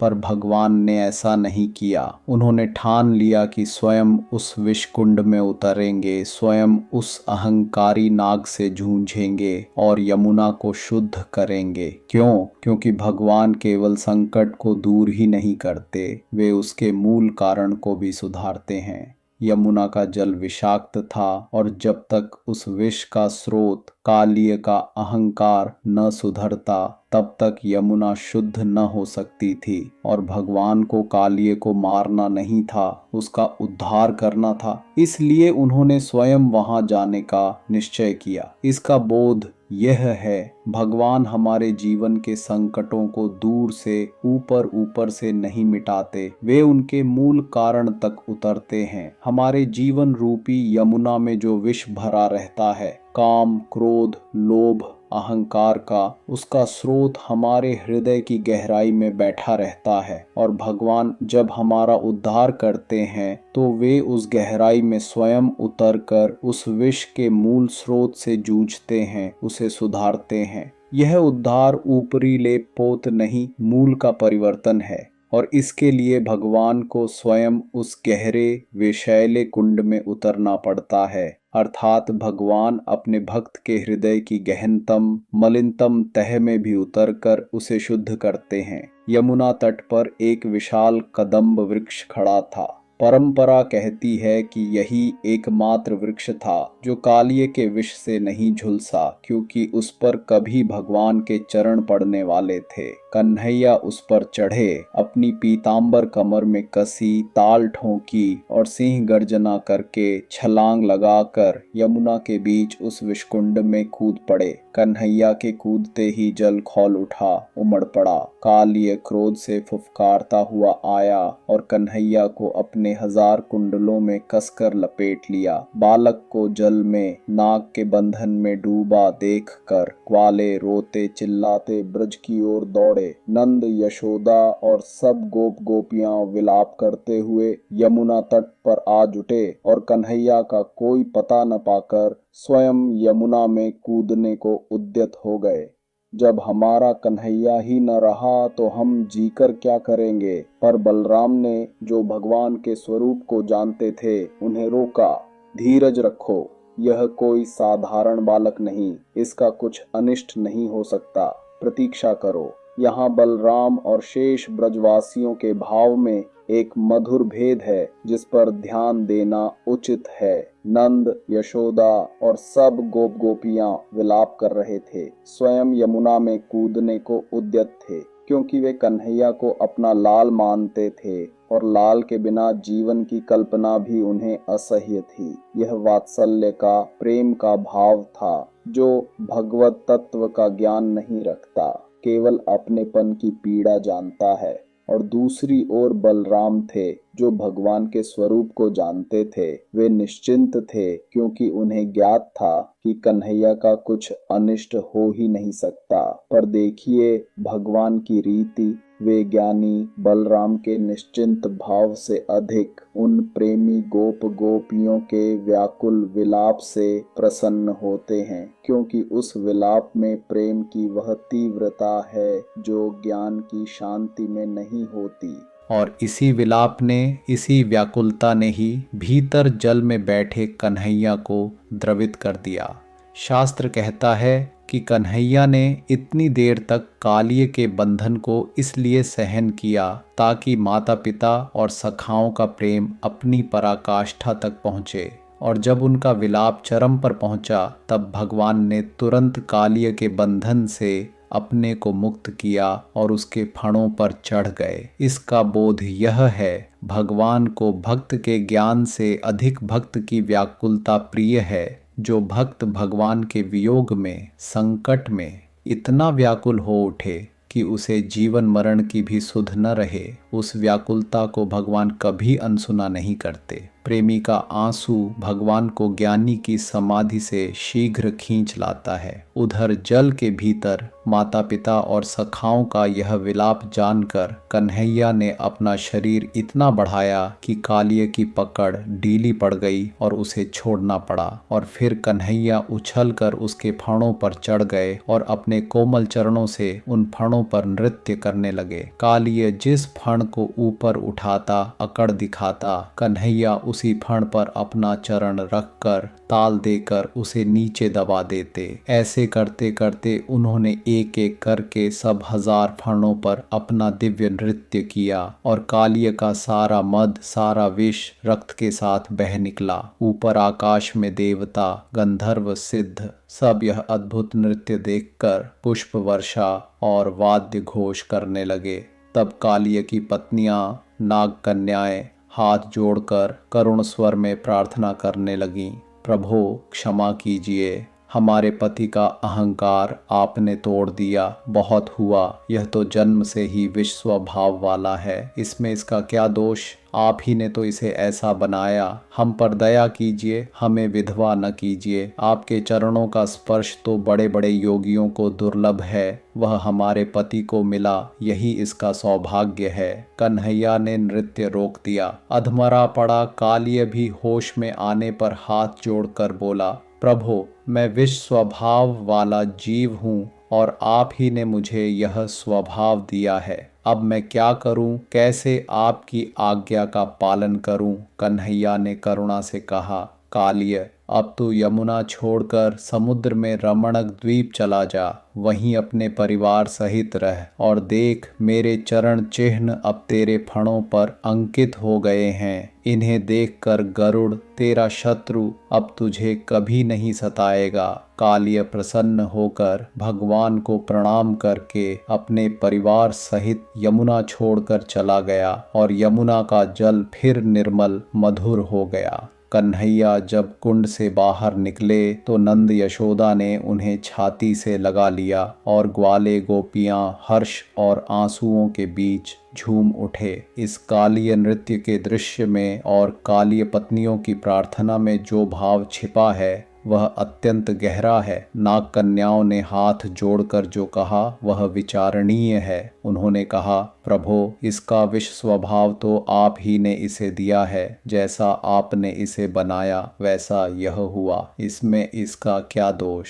यह वचन भक्ति का एक गहन रहस्य प्रकट करता है कि जीव का जो भी स्वभाव है, जो भी संस्कार हैं, वे सब अंततः भगवान की ही व्यवस्था से उसके पूर्व कर्मों के अनुसार बने हैं। और जब जीव इस सत्य को स्वीकार करके अपने दोष को भी भगवान के सम्मुख विनम्रता से रख देता है, तब भगवान की करुणा उमड़ पड़ती है। और कालिय ने भी होश में आने पर यही कहा, प्रभो, मैं तो स्वभाव से ही विषैला हूँ, अब मैं क्या करूँ? यह आत्म स्वीकृति, यह विनम्रता, यही उसके उद्धार का द्वार बन गई। और भगवान ने उसे मारा नहीं, ये सबसे मार्मिक बात है। उन्होंने उसके सहस्र फणों पर नृत्य करके उसका मद चूर किया, उसका विष गर्भ निकाल दिया, पर उसके प्राण नहीं लिए। उसे यमुना छोड़कर रमणक द्वीप जाने की आज्ञा दी और अपने चरण चिन्ह उसके फणों पर अंकित कर दिए ताकि गरुड़ भी उसे न सताए। अर्थात भगवान अहंकार का संहार नहीं करते, उसका रूपांतर कर देते हैं। वे अहंकारी को नष्ट नहीं करते, उसका मुख मोड़ देते हैं। इसका बोध यह है, जब हमारे हृदय की यमुना में अहंकार और काम क्रोध का कालिय बैठ जाता है और जल को विषैला कर देता है, तब भगवान हमें मारते नहीं, वे हमारे उस अहंकार के फणों पर अपनी कृपा का नृत्य करते हैं, उसका मद उतारते हैं और उस पर अपने चरण चिन्ह अंकित कर देते हैं। और तब वही अहंकार जो हमारा शत्रु था, समर्पित होकर हमारी रक्षा का साधन बन जाता है और हृदय यमुना फिर निर्मल बहने लगती है। दावाग्निपान और प्रलंबासुर वध। एक बार ग्वाल बाल खेलते खेलते दूर निकल गए और संध्या को यमुना तट पर थक कर सो गए। तभी रात में वन में चारों ओर से दावाग्नि भड़क उठी और देखते ही देखते उसने ग्वालों, गायों और बछड़ों को घेर लिया। बचने का कोई मार्ग न रहा। घबराए ग्वाल बाल कन्हैया और बलराम के पास दौड़े। कान्हा, अब तू ही बचा, तेरे सिवा हमारा कोई नहीं। कन्हैया ने कहा, घबराओ मत, सब आंखें बंद कर लो। और जैसे ही सबने श्रद्धा से आंखें मूंदी, कन्हैया ने अपना मुख खोलकर संपूर्ण दावाग्नि को पी लिया। आंखें खोली तो सब भांडीर वन में सुरक्षित स्थान पर खड़े थे और आग का कहीं नाम न था। इसका बोध यह है, भगवान अपने भक्त के जीवन की संताप अग्नि को भी इसी प्रकार पी जाते हैं। यदि भक्त आंखें बंद करके अर्थात पूर्ण श्रद्धा और समर्पण से अपना सारा भार उन पर छोड़ दे। इस दावाग्निपान के प्रसंग में आंखें बंद कर लो वाली आज्ञा अत्यंत मार्मिक है और इस पर थोड़ा विचार करना चाहिए। चारों ओर प्रलय सी अग्नि भड़क रही थी, बचने का कोई मार्ग न दिखता था। ग्वाल बाल भयभीत होकर कन्हैया के पास दौड़े और कन्हैया ने एक अद्भुत आज्ञा दी, घबराओ मत, सब आंखें बंद कर लो। विचार कीजिए, संकट के समय तो मनुष्य आंखें खोलकर चारों ओर देखकर स्वयं बचने का मार्ग ढूंढता है, पर भगवान ने ठीक उल्टी आज्ञा दी, आंखें बंद कर लो। इसका मर्म यह है, आंखें बंद करना अर्थात अपनी बुद्धि से, अपने प्रयत्न से, अपने उपायों से बचने की चेष्टा छोड़ देना और अपना संपूर्ण भार भगवान पर डाल देना। जब तक हम आंखें खोले रहते हैं अर्थात अपने ही उपायों पर भरोसा रखते हैं, तब तक भगवान की लीला हम पर नहीं उतरती। और जैसे ही हम आंखें मूंद कर पूर्ण विश्वास से अपने को उन पर छोड़ देते हैं, वैसे ही वे हमारे जीवन की संताप अग्नि को पी जाते हैं। और ग्वाल बालों ने वैसा ही किया। उन्होंने बिना तर्क किए, बिना संदेह किए श्रद्धा से आंखें मूंद लीं, और जब आंखें खोली तो वे सुरक्षित स्थान पर खड़े थे और आग का कहीं नाम न था। इसका बोध यह है, भक्त का सबसे बड़ा बल उसका अपना प्रयत्न नहीं, अपितु वह विश्वास है जिससे वह अपना सारा भार भगवान पर छोड़ देता है। जो आंखें बंद करके अर्थात अपने अहंकार और अपनी चतुराई को त्याग कर भगवान पर पूर्ण समर्पण कर देता है, उसके जीवन की प्रचंड से प्रचंड संताप अग्नि भी भगवान स्वयं पी जाते हैं और उसे क्षेम कुशल स्थान पर पहुंचा देते हैं। इसके बाद एक दिन प्रलंबासुर नामक राक्षस ग्वाल का वेश धरकर उनके खेल में सम्मिलित हो गया, इस ताक में कि अवसर पाकर कन्हैया या बलराम को उठा ले जाए। खेल में हारने वाले को जीतने वाले को पीठ पर बिठाकर ले जाना था।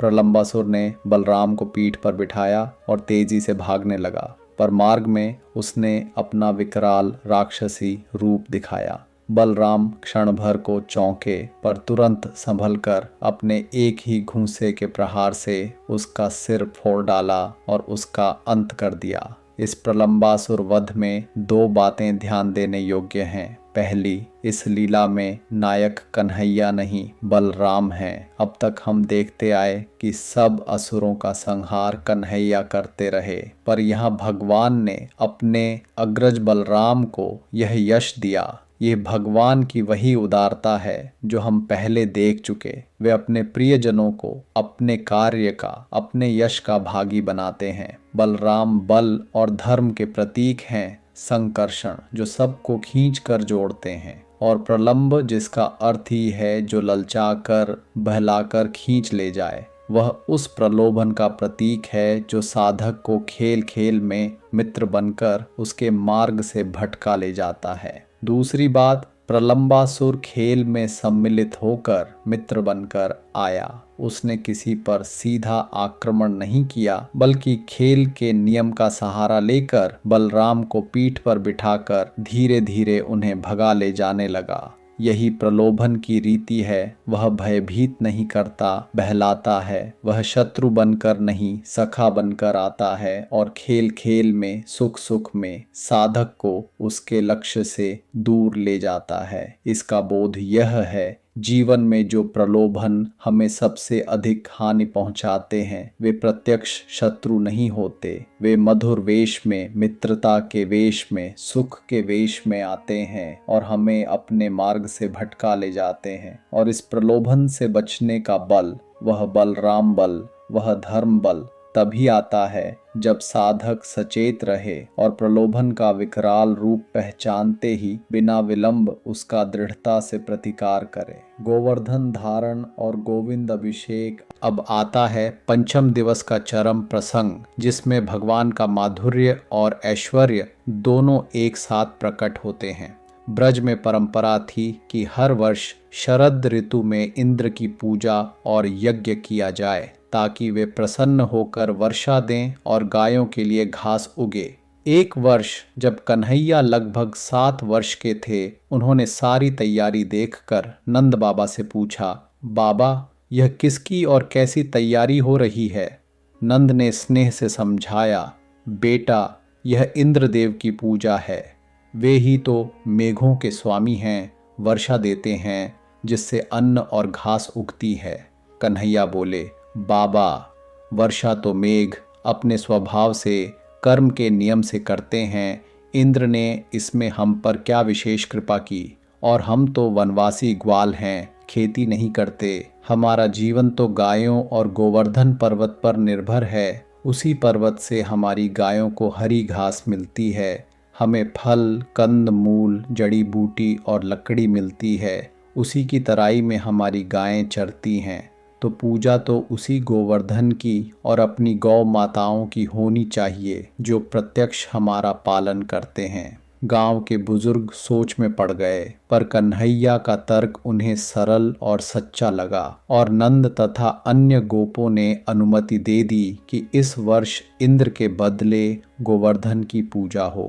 इसमें एक और भाव है। कन्हैया ने गौ और गोवर्धन की पूजा को महत्व दिया, अर्थात धरती की, प्रकृति की और उन सरल साधनों की पूजा को जो बिना किसी अहंकार के मौन रहकर हमारा पोषण करते हैं। गौ दूध देती है, गोवर्धन घास और जल देता है। ये कुछ मांगते नहीं, केवल देते हैं, और जो मौन रहकर केवल देता है वही सच्चा देव है। इंद्र देता तो है पर अपनी पूजा चाहता है और न मिलने पर क्रुद्ध होता है। यह देवत्व नहीं, अहंकार है। इसका बोध यह है, सच्ची पूजा का अधिकारी वह नहीं जो ऊंचे पद पर बैठकर अपनी पूजा की अपेक्षा रखता है। सच्ची पूजा का अधिकारी वह है जो मौन रहकर निःस्वार्थ भाव से हमारा पोषण करता है और भगवान इंद्र रूपी अहंकारी पद की नहीं, गौ और गोवर्धन रूपी निःस्वार्थ सेवा की पूजा को स्वीकार करते हैं। ब्रजवासियों ने गोवर्धन पर्वत के नीचे विशाल भोज सजाया। 56 प्रकार के भोग, अन्न के पहाड़, दूध दही माखन के सरोवर, अनेक व्यंजन,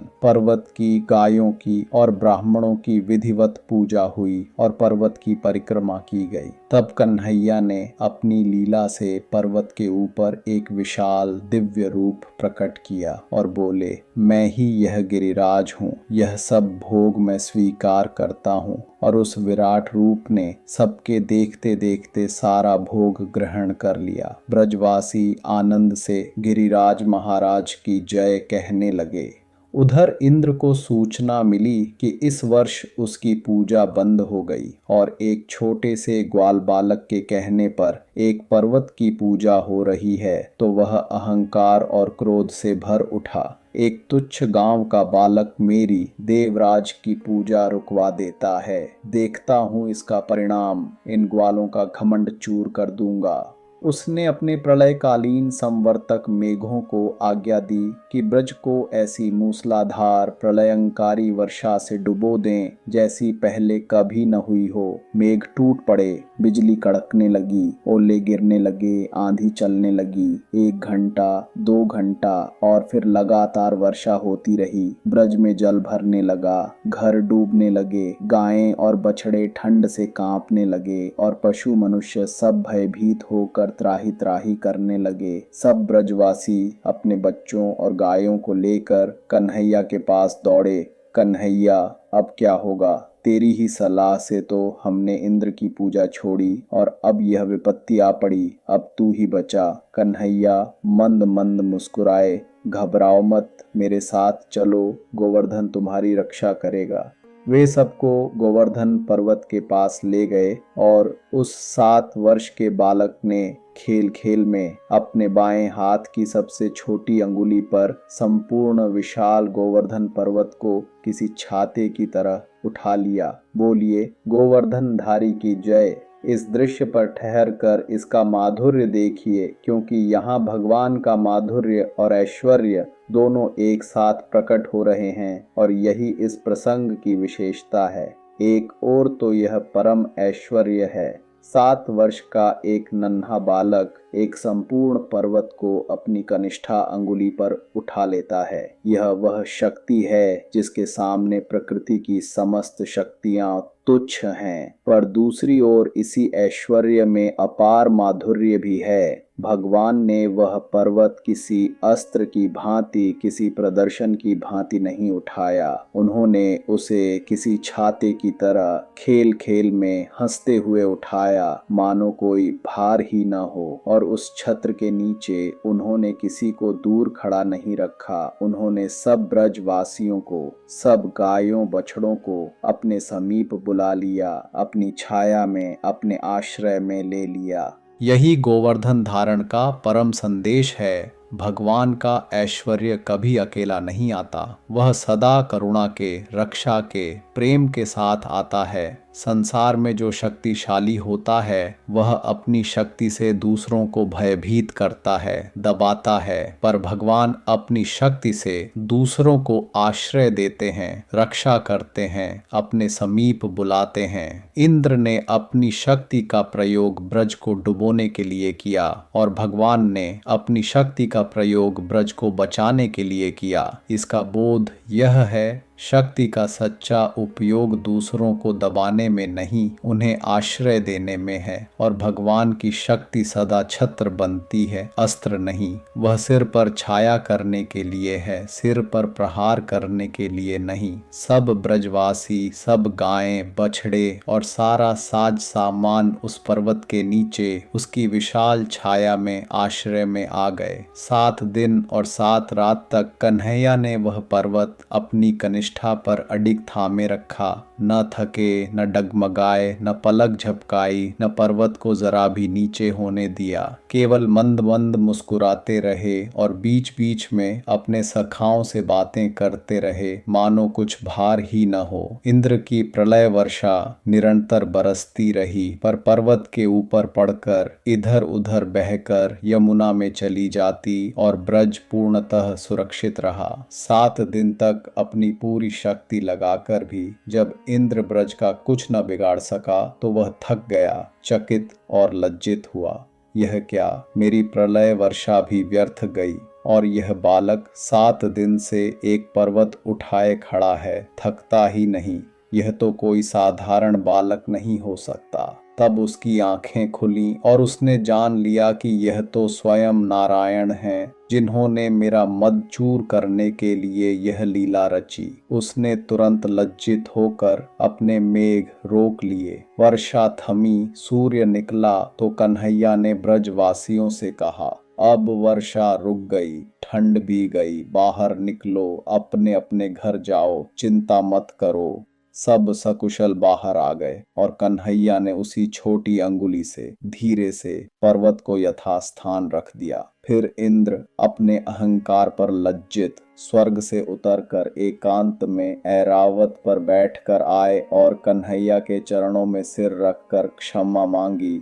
प्रभु, मुझे अपने देवराज होने का घमंड था। आपने वह घमंड एक अंगुली पर पर्वत उठाकर चूर कर दिया। मुझे क्षमा कीजिए। उसी समय कामधेनु सुरभि गौ भी, गौओं की माता, स्वर्ग से आईं और उन्होंने अपने दूध की धारा से कन्हैया का अभिषेक किया और इंद्र ने ऐरावत की सूंड में भरी आकाश गंगा के निर्मल जल से सुरभि ने प्रेम से कहा, प्रभु, आपने गौओं की, गोवर्धन की रक्षा की। आज से आप गोविंद कहलाएंगे, गौओं के स्वामी, गौओं को आनंद देने वाले। इसी दिव्य अभिषेक से कन्हैया को गोविंद नाम प्राप्त हुआ, जिससे आज भी हम उन्हें पुकारते हैं। 7 दिन तक उस पर्वत को अडिग धारण किए रहने के दृश्य में एक अत्यंत मधुर तत्व है, जिसे कथावाचक प्रेम से वर्णन करते हैं। सोचिए, 7 दिन और 7 रात तक भगवान ने वह विशाल पर्वत अपनी एक कोमल अंगुली पर थामे रखा, न थके, न डगमगाए, न पलक झपकाए। पर इन 7 दिनों में भार किसके सिर पर था, भगवान के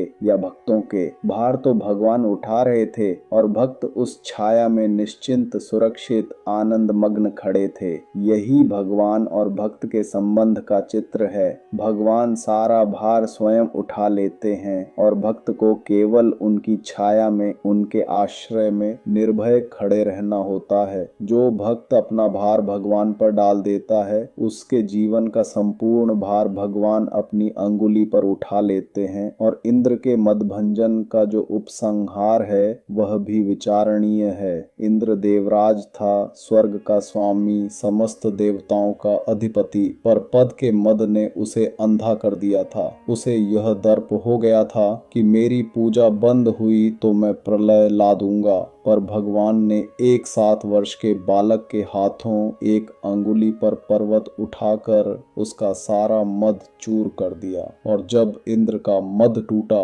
तब वह स्वयं ऐरावत पर बैठकर एकांत में आया और भगवान के चरणों में सिर रखकर क्षमा मांगी। और तभी सुरभि गौ ने अपने दूध से और इंद्र ने आकाश गंगा के जल से भगवान का अभिषेक किया और उन्हें गोविंद नाम मिला। इसका बोध यह है, पद, बल और संपत्ति का मद चाहे कितना ही बड़ा क्यों न हो, चाहे वह देवराज इंद्र का ही क्यों न हो, वह भगवान के सामने एक दिन अवश्य टूटता है। और जब टूटता है तब वही अहंकारी भगवान के चरणों में नतमस्तक होकर उनका अभिषेक करने वाला भक्त बन जाता है।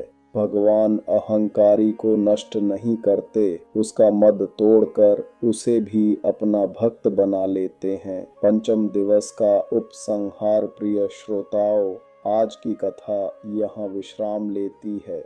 आज का दिन भागवत का माधुर्य दिवस था। हमने जाना कृष्ण जन्मोत्सव से कि भगवान का आगमन अंधकार को आनंद में बदल देता है, पूतना से कि मातृभाव से एक क्षण का स्पर्श भी मुक्ति दे देता है, दामोदर लीला से कि अनंत भगवान को न माया बांधती है न वेद, केवल वत्सल प्रेम बांधता है, मुख में विश्व दर्शन से कि भगवत स्वरूप अनंत है पर प्रेम के लिए माया का पर्दा आवश्यक है, ब्रह्म मोहन से कि परीक्षा लेने वाला स्वयं ही मोह में पड़ जाता है और अहंकार करने वाला चूर हो जाता है, कालिया मर्दन से कि हृदय का अहंकार विष भगवत नृत्य से समर्पित होता है, और गोवर्धन धारण से कि भगवान भक्तों की रक्षा के लिए असंभव भी कर देते हैं। कल षष्ठ दिवस रास लीला का दिन है, संपूर्ण भागवत का परम हृदय।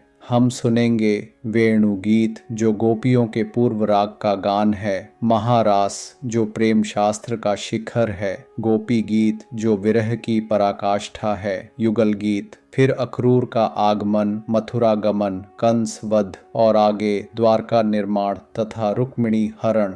यह दिन प्रेम का दिन है, इसके लिए हृदय को और कोमल कर लीजिएगा। इस प्रकार श्रीमद् भागवत कथा का पंचम दिवस संपूर्ण हुआ। बोलिए यशोदानंदन की जय, गोवर्धन धारी की जय, गोविंद भगवान की जय, श्री राधा कृष्ण भगवान की जय।